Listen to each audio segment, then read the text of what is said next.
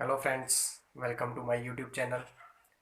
जैसे कि हमारी सीरीज़ चल रही है एडमिशन टू डिफरेंट स्कूल्स, तो हमने अपने पिछले वीडियो में बात की थी, बताया था आपको एडमिशन टू सैनिक स्कूल। तो आज हम अपनी वीडियो में बात करेंगे एडमिशन टू केवी, यानी कि केंद्रीय विद्यालय में दाखिला कैसे मिलता है, दाखिला का प्रोसीजर क्या है, एलिजिबिलिटी क्राइटेरिया क्या है, फीस स्ट्रक्चर क्या है, उसमें रिजर्वेशन का सिस्टम क्या है। इस पूरे विस्तार से हम अपनी वीडियो के माध्यम से आपको बताएंगे।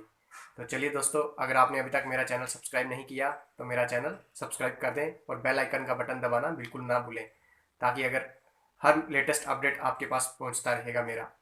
तो चलिए दोस्तों, आज हम बात करते हैं केंद्रीय विद्यालय। केंद्रीय विद्यालय का संगठन है जो इसकी एस्टेब्लिशमेंट थी 1963 में। पहले ये सेंट्रल स्कूल के नाम से इसको एस्टेब्लिश किया गया था 1963 में। फिर इसको केंद्रीय विद्यालय में बदल दिया गया है। तो जो इसका मेन लक्ष्य था, सेंट्रल एम्प्लॉयज़ यानी कि सेंट्रल एम्प्लॉय जो थे, डिफेंस एम्प्लॉय, जितने भी गवर्नमेंट के सेंट्रल एम्प्लॉयज़ थे, रेलवे एम्प्लॉय और पैरामिलिट्री फोर्सेस के लिए थे, ये उनके लिए बेसिकली बनाया गया था कि ताकि उनके बच्चों को कोई भी पढ़ाई में नुकसान ना हो, कि एक जगह से दूसरी जगह में जो उनका स्थानांतरण होता रहता था, ट्रांसफर्स होता रहता था, उस दौरान उनके बच्चों की पढ़ाई में कोई अंतर ना आए, कोई डिफरेंस ना हो जाए, स्टेट टू स्टेट वेरिएशन ना आ जाए कोई बोर्ड की। उनका कहीं पे वो स्टेट बोर्ड पढ़ रहे हैं, कहीं पे वो सीबीएसई हो जाएगा, इस तरह से, ताकि उनके कोई भी स्टडी में क्या है वेरिएशन ना आए। तो इसलिए ये स्कूलों का गठन किया गया था 1963 में। केंद्रीय विद्यालय का जो गठन हुआ था वो 1963 में हुआ था। तो चलिए दोस्तों, अभी हम आपको बताएंगे पूरा एडमिशन प्रोसीजर टू केंद्रीय विद्यालय। तो सबसे पहले दोस्तों बता देते हैं इसमें क्या है, कैटेगरी वाइज है। Category wise in the sense जो पेरेंट्स की जॉब के ऊपर है, ये कैटेगरीज डिपेंड, 5 कैटेगरीज में हमने बांटा है। मैं आपको बता देता हूँ ये 5 कैटेगरीज क्या है। ये सारी की सारी categories depend upon the job of the parent, यानी कि माता पिता की जॉब के ऊपर कैटेगरीज डिपेंड करती हैं। कैटेगरीज का मतलब है कि प्रायोरिटी ऑफ एडमिशन। सबसे first priority category 1, then category 2, category 3, category 4, category 5। इस तरह से 5 कैटेगरी हैं, priority top to bottom, first से लेके फिफ्थ तक। तो चलिए दोस्तों, मैं आपको बता दूं, जैसे मैंने आपको पहले ही बताया कि जो ये केंद्रीय विद्यालय हैं, ये स्पेशली स्कूल, तो ये जो केंद्रीय विद्यालय थे, ये स्पेशली फॉर डिफेंस पर्सनस और पैरामिलिट्री फोर्सेस के लिए और सेंट्रल एम्प्लॉयज़ के लिए ही थे। उसके बाद अभी इन्होंने क्या है, सबको एडमिशन देना कर दिया है, लेकिन प्रायोरिटी बना दी है, जो मैं आपको भी कैटेगरी बताने लगा हूँ। तो जो चलिए दोस्तों, कैटेगरी फर्स्ट में बिलोंग्स करते हैं all central government employees of defence, railway etcetera and all ex service mans. ये सब के सब कैटेगरी फर्स्ट में आते हैं, यानी कि सबसे टॉप प्रायोरिटी रहती है केंद्रीय विद्यालय में इनके बच्चों की। जो कैटेगरी फर्स्ट में मैंने आपको बताया है, all employees of central government employ as railways, defence persons of और पैरामिलिट्रीज, ये सब के सब प्रायोरिटी फर्स्ट पे आते हैं। इसके बाद अगर फिर भी सीट बचती हैं तो then priority second, autonomous bodies of central government. सभी वो एम्प्लॉय जो ऑटोनोमस बॉडीज हैं सेंट्रल गवर्नमेंट की, उनके बच्चों के लिए सेकंड प्रायोरिटी। अभी थर्ड प्रायोरिटी किसको है, थर्ड प्रायोरिटी है स्टेट गवर्नमेंट एम्प्लॉय। जिस स्टेट में केंद्रीय विद्यालय है उस स्टेट के गवर्नमेंट एम्प्लॉयज की थर्ड प्रायोरिटी है। अभी बात करते हैं कैटेगरी नंबर 4 की, कि फोर्थ पे किसको प्रायोरिटी है। फोर्थ पे स्टेट गवर्नमेंट के ऑटोनोमस बॉडीज के एम्प्लॉय, जो ऑटोनोमस बॉडीज ऑफ स्टेट हैं उनके एम्प्लॉय की बच्चों की क्या है, फोर्थ नंबर पे प्रायोरिटी है। और फिफ्थ पे all other than central government and state government employees, private employees, businessman, farmers etcetera, सभी वो कैटेगरी 5 में आते हैं, other than central government employ और स्टेट गवर्नमेंट एम्प्लॉय और ऑटोनोमस सेंट्रल गवर्नमेंट एम्प्लॉय और ऑटोनोमस स्टेट गवर्नमेंट एम्प्लॉय। ये सब के सब जो इनके अलावा हैं वो आते हैं कैटेगरी नंबर 5 पे, यानी कि उनकी प्रायोरिटी नंबर 5 रहती है। तो चलिए दोस्तों, अभी हम कुछ बात करते हैं रिजर्वेशन सिस्टम की। जो आरटीई कोटा है इंडिया का, उसके तहत 25%, जो 25% सीटें हैं वो क्या हैं, एससी, एसटी, ओबीसी, ईडब्ल्यूएस जो इकोनॉमिकल वीकर सेक्शन या बिलो पॉवर्टी लाइन, और फिजिकल हैंडीकैप्ड जो डिसेबल्ड कैंडिडेट्स हैं, उनके लिए 25% सीटें क्या हैं, रिजर्व हैं। अगर किसी केंद्रीय विद्यालय में एप्लीकेशंस ज़्यादा आ जाती हैं इन सेक्स सभी कैटेगरीज जो मैंने आपको रिजर्व कैटेगरीज बताई हैं, एससी, एसटी, फिजिकल हैंडीकैप जो चैलेंज कैंडिडेट्स हैं, इकोनॉमिकल वीकर सेक्शन कैंडिडेट्स हैं, अगर इनकी एप्लीकेशन ज़्यादा आ जाती हैं तो फिर क्या है, थ्रू लॉटरी सिस्टम उनको क्या है, एडमिशन दिया जाता है। तो चलिए दोस्तों, आगे हम बात करते हैं एलिजिबिलिटी क्राइटेरिया। इससे पहले दोस्तों एक और बात बता देता हूँ, इंपॉर्टेंट बात, जो कि केंद्र विद्यालय संगठन का है, ये इनके सारे के सारे सैनिक स्कूल, जो जितने भी केंद्र विद्यालय वाले सभी स्कूल्स हैं, ये सैनिक स्कूल की तरह ही सीबीएसई एफिलिएटेड हैं। सारे के सारे केंद्र विद्यालय सारे क्या हैं, central board of school education से एफिलिएटेड हैं और ये डायरेक्टली आते हैं ministry of human resource development. जैसे कि मैंने आपको कल सैनिक स्कूल का बताया था, वो आते हैं मिनिस्ट्री ऑफ डिफेंस के अंडर, और ये आते हैं ministry of human resource development के अंदर, यानी कि मिनिस्ट्री ऑफ एचआरडी के अंतर्गत आते हैं सभी के सभी केंद्र विद्यालय।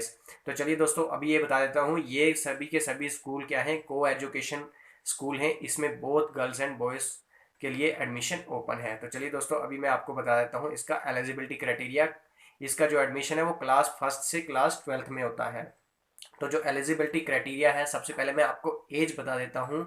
केंद्र विद्यालय में जो है एज क्या है, एज क्राइटेरिया क्या है क्लास वाइज। तो चलिए दोस्तों, मैं आपको बता देता हूँ। सबसे पहले क्लास फर्स्ट में अगर जो बच्चा कैंडिडेट एडमिशन लेना चाहता है, उसके लिए जो एलिजिबिलिटी क्राइटेरिया एज का है, क्लास फर्स्ट के लिए उसकी आयु 5 साल से 7 साल के बीच होनी चाहिए। ये जितनी मैं आपको एज बताने जा रहा हूँ, ये 31 मार्च ऑफ दैट ईयर मीन्स जिस साल बच्चा एडमिशन लेने वाला है, उसके 31 मार्च को उसकी ये एज कैलकुलेट होनी चाहिए। फर्स्ट के लिए 5 to 7 ईयर्स, सेकंड के लिए 6 to 8 ईयर्स, थर्ड के लिए 7 to 9 ईयर्स, फोर्थ के लिए सेम इसी तरह से 2-2 साल का गैप बढ़ाते बढ़ाते क्या है, फर्स्ट टू 12th तक इसकी एज क्राइटेरिया रखा गया है। वो जैसे मैंने आपको बताया है, फर्स्ट के लिए 5 to 7, सेकंड के लिए 6 to 8, थर्ड के लिए 7 to 9, सेम फोर्थ के लिए 8 to 10, सेम फिफ्थ के लिए 9 to 11, सिक्स के लिए 10 to 12, सेवन्थ के लिए 11 to 13, एट्थ के लिए 12 to 14, नाइन्थ के लिए 13 to 16। इसी तरह से एज क्राइटेरिया क्या है, 2-2 साल का गैप रख के एज एज पर 31 मार्च जिस साल बच्चे को एडमिशन लेना है उसमें आपने कैलकुलेट करनी है। ये एज क्राइटेरिया है केंद्रीय विद्यालय में एडमिशन पाने का। तो चलिए दोस्तों, आगे मैं आपको एक और बात बता देता हूँ। इसमें क्या है, स्पेशल प्रोविजन कोटा भी होता है। Special provision quota in the sense chairman of Vidyalaya, जो उस केंद्र विद्यालय का चेयरमैन है, उसके पास कुछ सीट्स होती हैं, उसका अपना कोटा होता है। और एमपी का कोटा भी होता है, जो वहाँ का उस केंद्र विद्यालय के नज़दीक उस इलाके का जो एमपी है, उसका भी कोटा रहता है। तो चलिए दोस्तों, आगे मैं बता देता हूँ कि केंद्र विद्यालय में क्यों बच्चों को एडमिशन दिलाना चाहिए, केंद्र विद्यालयों का क्या इंपॉर्टेंस क्या है, उनके फीचर्स क्या हैं, किस लिए केंद्र विद्यालय में एडमिशन बच्चों का करवाना चाहिए। तो सबसे बड़ी बात दोस्तों ये है कि ये सीबीएसई एफिलिएटेड हैं। सीबीएसई एफिलिएटेड यानी कि पूरे थ्रू आउट इंडिया एक ही सिलेबस, प्रिस्क्राइब्ड सिलेबस है central board of school education का। दूसरी बात, एनसीईआरटी टेक्स्ट बुक का इसमें उपयोग होता है, जो कि पूरा एनसीईआरटी बुक्स ही चलती हैं केंद्र विद्यालय में। तीसरा दोस्तों, एक और बात बता देता हूँ, सबसे जो बड़ी अहम बात है सेंट्रल एम्प्लॉयज़ के लिए टीसी यानी कि ट्रांसफ़र। जैसे पेरेंट्स का ट्रांसफ़र होता है, तो बच्चों की शिक्षा में कोई भी बाधा ना आए, इसके लिए क्या है, ट्रांसफ़र सर्टिफिकेट की फैसिलिटी अवेलेबल है। बच्चा एक केंद्र विद्यालय से दूसरे केंद्र विद्यालय में आसानी से स्थानांतरण हो सकता है, उसको टीसी मिल जाएगा, ट्रांसफर सर्टिफिकेट मिल जाएगा। तो दोस्तों, अगली बात बता देता हूँ कि इसमें जो केंद्र विद्यालय में है, ये हाईली क्वालिफाइड स्टाफ होता है। जो टीचर्स हैं वो काफ़ी हाईली क्वालिफाइड टीचर्स हैं इसमें। तो सबसे एक और अहम बात है कि इसमें क्या है, को करिकुलर एक्टिविटीज़ के ऊपर भी काफ़ी ध्यान दिया जाता है। तो दोस्तों, एक और सबसे जो इम्पॉर्टेंट बात है, क्यों एडमिशन दिलाना चाहिए अपने बच्चों को, वो जो मेन बात है वो ये है कि फीस स्ट्रक्चर, जो भी मैं आपको आगे बताने जा रहा हूँ फीस स्ट्रक्चर, इसका फीस स्ट्रक्चर किसी भी प्राइवेट स्कूल के मुकाबले आपको सबसे ही कम मिलेगा। कोई भी ऐसा प्राइवेट स्कूल नहीं होगा जो केंद्र विद्यालय की फीस से अपना फ़ी कम रखा होगा, किसी भी प्राइवेट स्कूल का। तो दोस्तों, अभी मैं आपको आगे बता देता हूँ इसका फीस स्ट्रक्चर के बारे में विस्तार से। तो दोस्तों, सबसे पहले जो अहम बात है, ये एडमिशन होता है क्लास फर्स्ट से लेके क्लास 12th तक। तो हम फीस स्ट्रक्चर की बात करते हैं। इसका जो फीस स्ट्रक्चर है, फर्स्ट से लेके 8th तक no tuition fee. Class first standard से लेके क्लास 8th तक किसी भी प्रकार की ट्यूशन फी नहीं लगती किसी भी बच्चे के लिए। क्लास 9 से क्लास 10 तक 200 रुपीज़ ट्यूशन फ़ी है। और क्लास 11th-12th के लिए ट्यूशन फ़ी थोड़ा सा वेरिएशन है, क्योंकि आगे स्ट्रीम्स चेंज हो जाती हैं।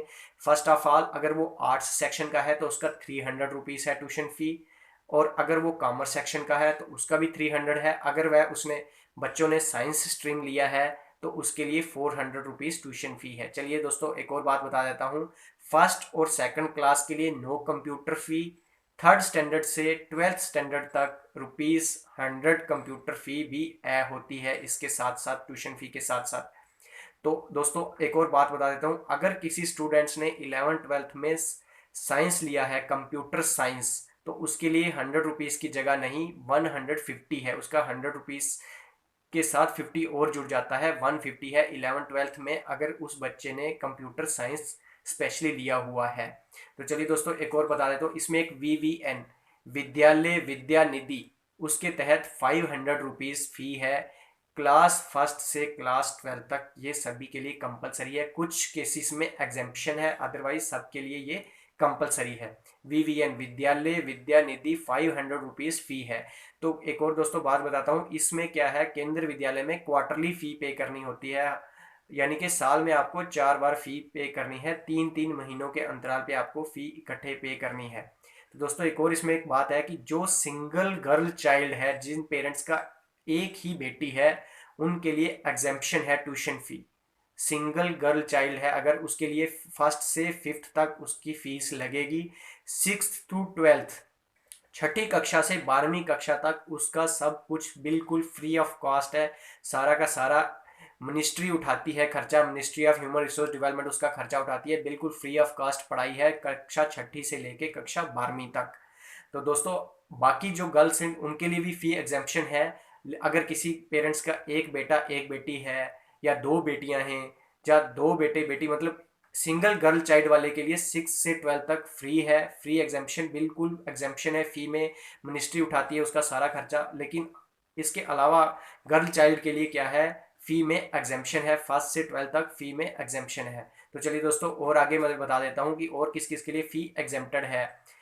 जो मैंने रिजर्व कैटेगरीज 25% वाली बताई थी, SC ST, उनके लिए भी क्या है, फी एग्जेम्प्टेड है, ट्यूशन फी एग्जेम्प्टेड है। तो दोस्तों जो डिफेंस पर्सन, जो हमारे फौजी भाई किसी दुर्घटना में शहीद हो गए या किसी ऑपरेशन में शहीद हुए या डिसेबल्ड हो गए, उनके लिए क्या है, फी एग्जेम्पशन का भी है, उसमें भी नियम है कि उनके लिए भी फी क्या है, एग्जेम्पशन है। तो चलिए दोस्तों अभी मैं आपको एक और बात बता देता हूँ कि जो इनका मेन मुख्य था केंद्र विद्यालय का, वो लक्ष्य था कि सेंट्रल एम्प्लॉयज के बच्चों की पढ़ाई में कोई बाधा ना आए, और सबसे जो बड़ी फैसिलिटी थी इसमें क्या था, TC वाली, ट्रांसफर सर्टिफिकेट वाली। तो दोस्तों ये स्कूल पूरी तरह से अच्छे हैं, इनमें हिंदी और इंग्लिश मीडियम में भी पढ़ाई होती है और अपने रीजनल लैंग्वेज के वाले में भी पढ़ाई होती है, और सबसे बड़ी बात यह है कि ये CBSE एफिलिएटेड स्कूल्स हैं। तो दोस्तों अगर आपको ये मेरा वीडियो अच्छा लगा हो तो इसे अधिक से अधिक लाइक करें, शेयर करें और सब्सक्राइब करना बिल्कुल ना भूलें। Thank you.